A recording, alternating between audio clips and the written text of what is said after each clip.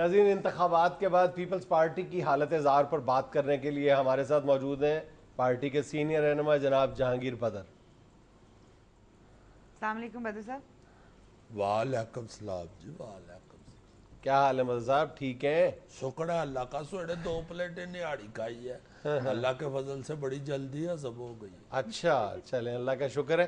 لیکن ویسے ہم نے آپ کو زحمت دی ہے انتخابی نتائج پر بات کرنے کے لیے۔ اب میں سمجھ گیا ہوں جی، جب پرسوں چوتھ بارش ہوئی ہے تو اس وقت بھی بڑے ذہن میں آیا کہ لینٹر جو ہے یہ بڑے کسی کاریگر بندے سے ڈلوانا چاہیے۔ لینٹر چونکہ گھر کا سب سے اہم پورشن ہوتا ہے، اور اگر آپ نے اوپر تلے 2 لینٹر ڈلوانے ہیں تو نیچے والے لینٹر کو گارڈر ضرور دینا چاہیے، چونکہ اوپر والے گارڈر کا وزن ہوتا ہے نا جی اس پہ۔ بس میں انتخابی نتائج کی بات کر رہا ہوں۔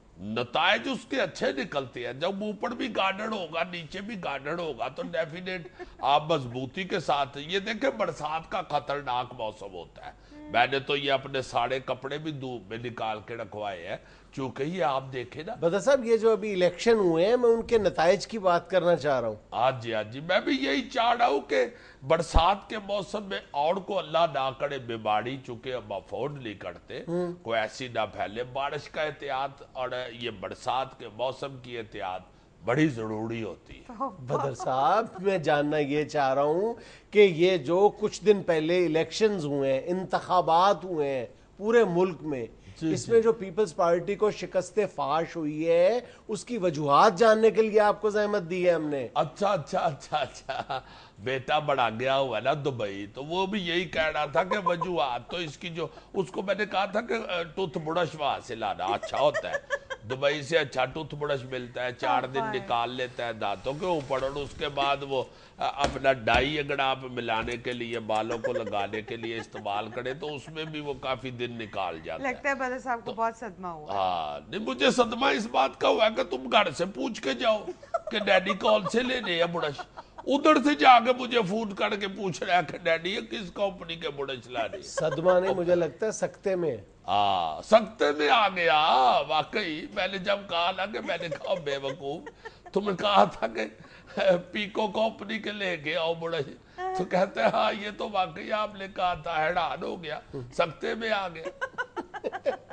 بدر صاحب، سوال کچھ جواب کچھ۔ ہاں بالکل ایسے ہی بے وقوف فون بند کر کے تو دوبارہ مجھے سوال میں نے یہ کیا کہ برش لے کے آؤ، تو تھوڑی دیر بعد پھر کال کر کے تو مجھے کہہ رہا ہے کہ پاپا ادھر سے میں فرش کیسے لے کے آؤں گا، اور اگر چلے میں لپیٹ کے قالین کی طرح لے بھی آؤں فرش، تو آپ نے یہ تو بتایا ہی نہیں کہ لانا کون سا ہے فرش، پتھر والا لانا ہے، چپس والا لانا ہے، یا ٹیلو والا لانا ہے۔ میرا خیال ہے بدر صاحب سیاست رہنے ہی دیں، اور سنائیں کیا حال چال ہے آپ کا؟ ہاں یہ ہوئی نا بات، شکر ہے اللہ کا، شکر ہے اللہ کا۔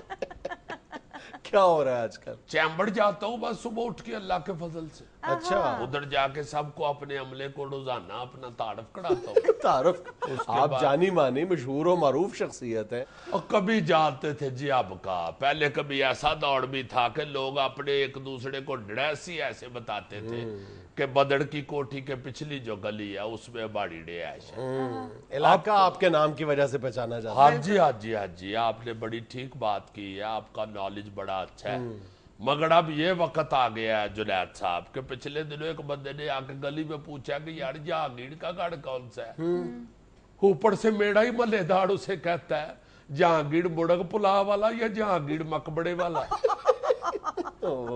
اس نے کہا میں بدڑ کا پوچھ رہا ہوں۔ اچھا، پھر آگے سے کہتا اچھا بدڑو زمان کمڑو زمان جو گویے ہیں۔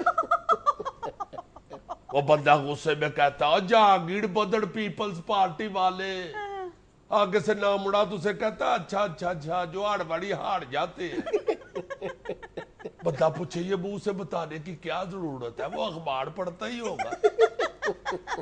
مجھے جب میرے دوستوں نے یہ بات سنائی نا، جنید صاحب میرا دل کڑے کہ اس بندے کو یہ اس طرح کے جو پتے بتاتا رہا ہے، اس کو ایسی ٹکڑ مارو اس کو نانی یاد آ جائے۔ اچھا، پھر میں نے کہا یار نانی کیا قصور ہے، اس کو نانی یاد آئے گی اس کی طرف چلا جائے گا، اس مسکینڑی کو بھی ہمیں خرچہ پڑے گا۔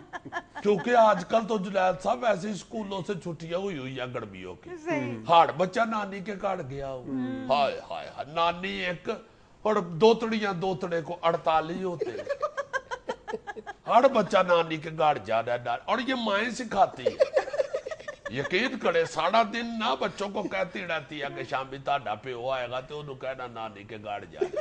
اور یہ مائیں بچوں کو لالچ دیتی ہیں تاکہ یہ شام کو اپنے باپ سے کہے ہم نے نانی کے گھر جانا. بچوں کو کہتی ہے کہ پتر تمہاری نانی نے تمہارے لیے رنگین لاٹو خریدے ہوئے, تمہاری نانی نے تمہارے لیے بیٹ گیند خریدا ہوا ہے, تمہاری نانی نے تمہارے لیے کیرم بورڈ خریدا ہوا ہے.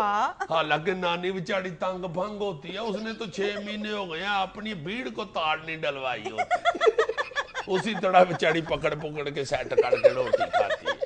میرا خیال ہے سیاست پہ بات نہیں کرنا چاہ رہے. شاباش ہے, یہ میں اور آدھے گھنٹے سے کس پہ بات کر رہا ہوں, سیاست پہ ہی بات کر رہا ہوں. یہ وہ سیاست ہے جو بیگمات گرمیوں کی چھٹیوں میں کرتی ہے. ناظرین یہ سب کچھ تھا حسب حال. اپنا فیڈ بیک میل, میسیجز اور خطوط کے ذریعے ہمیں ضرور دیجیے گا, اور ہمارا فیس بک کا آفیشیل پیج کا ایڈریس تو آپ کو یاد ہی ہوگا, جی facebook.com/hasbehaal.official. خوش رہیں, خوش رکھیں. آپ سے ملاقات ہوگی انشاءاللہ اگلے ہفتے. اللہ حافظ.